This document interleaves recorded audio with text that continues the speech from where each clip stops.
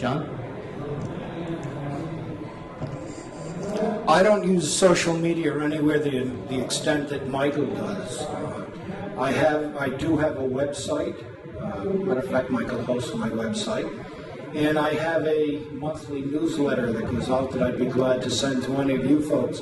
The newsletter is done, I have it done for me, but the people that put it together typically focus on the products and the services that we sell. I write a cover letter to my clients every month, talking about some of the new options, etc., talking about the economy, how to survive in it. I had to make a conscious decision. If you take a look at your business, I think of my business as an equilateral triangle. On one slope, you have administrative and finance. On the other slope, you have sales and marketing. And on the bottom line, you have product and service delivery and development. To keep your business running effectively, you have to keep all of those in equilibrium at all times. I took a look at my client base, and I realized that a good majority of my clients, I need to reach owners of companies and the CEOs of medium-sized companies and large companies.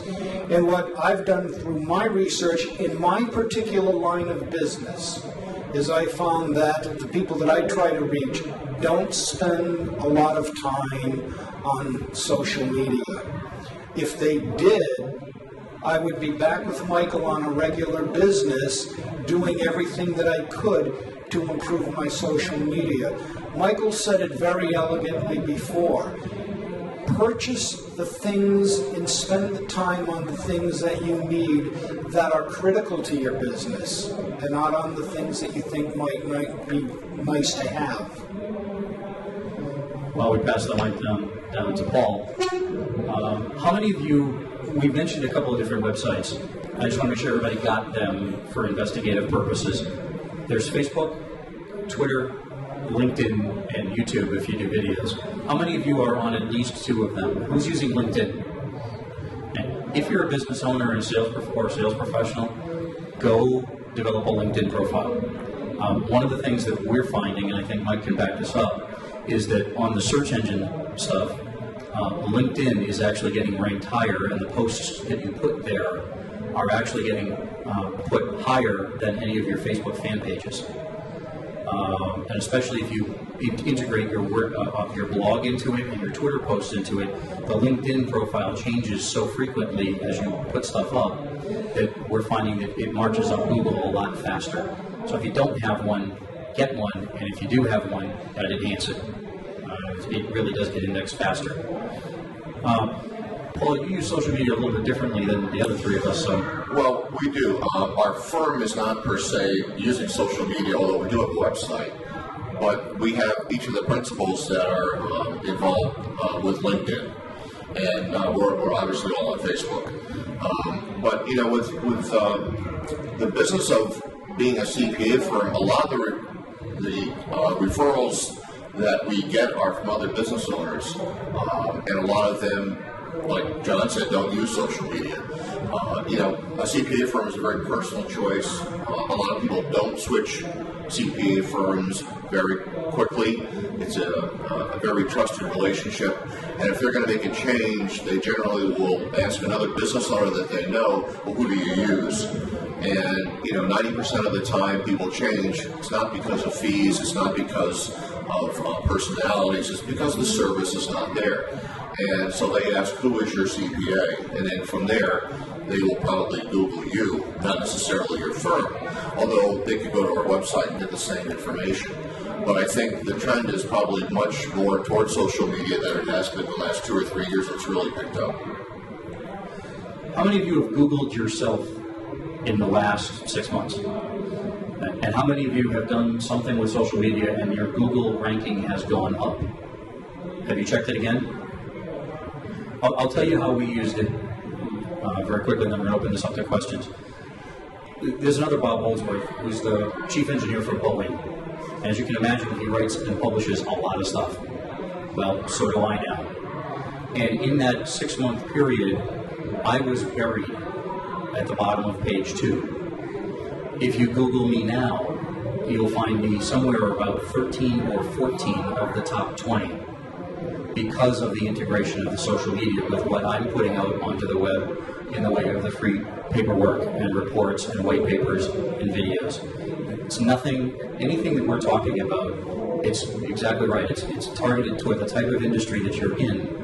But if you have something that you can give away to attract a client, something of value to give away something free, whether it's a flip camera video that they can watch or a white paper that sets you apart, as Mike said, as an expert. And that expert will get indexed, that paper will get indexed, and will live on much longer than the one Twitter post. And it actually builds your business because it'll come from 6 months later. Somebody's like, I just read this, can I talk to you about it? So what I'd like to do now, we have about 10 minutes left. I'd like to open it up to your questions.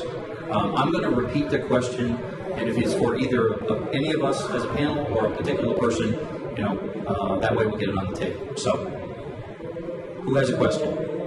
Yes, ma'am.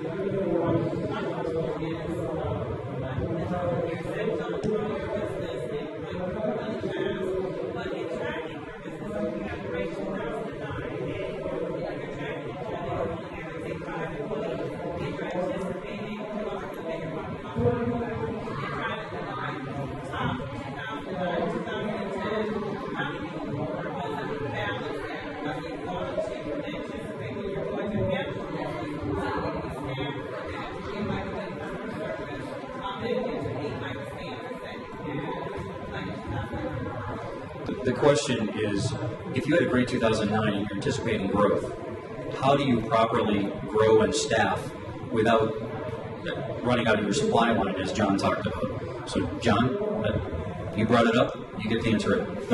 Okay. First of all, you need to take a look at your capacity. I went for a long time being just a two-person company. And by the way, your question is something that everyone struggles with constantly. What am I doing that I don't need to do? What are the things that I'm doing that I can pass along to someone else or have an outside person take care of for me? You'd be surprised how much of your day is chewed up by doing things that aren't necessary. Take a look at it. Have a change in your behavior. Start doing them. When I start taking a look at who I want to bring, it's just something I don't make a decision. I would strongly suggest that everybody here actively engage in not only working in your business, but working on your business. Plan, plan, plan. Not to the point that you can't do anything else. How many people do you need? What do you need them to do? How are you going to utilize their talents? Do you need them part-time? Do you need them full-time? Once you've made the decision to hire, make sure, hire slowly, fire fast. Think about who you want to bring in.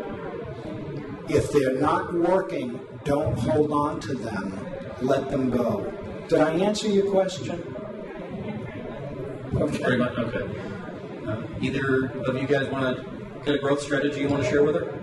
I think just to amplify one of the points John was making about how easy it is to be busy all day long but not necessarily productive. We went through a pretty significant growth spurt last year and went through exactly the question you're talking about. How many people do we hire? There was some great talent in the market. Do we take them all? Do we take some of them? We planned 2010 to be a huge growth year for us. But it's expensive, and you need to be able to pay for it. And when banks aren't giving you money to have growth loans, you really have to make some tough decisions.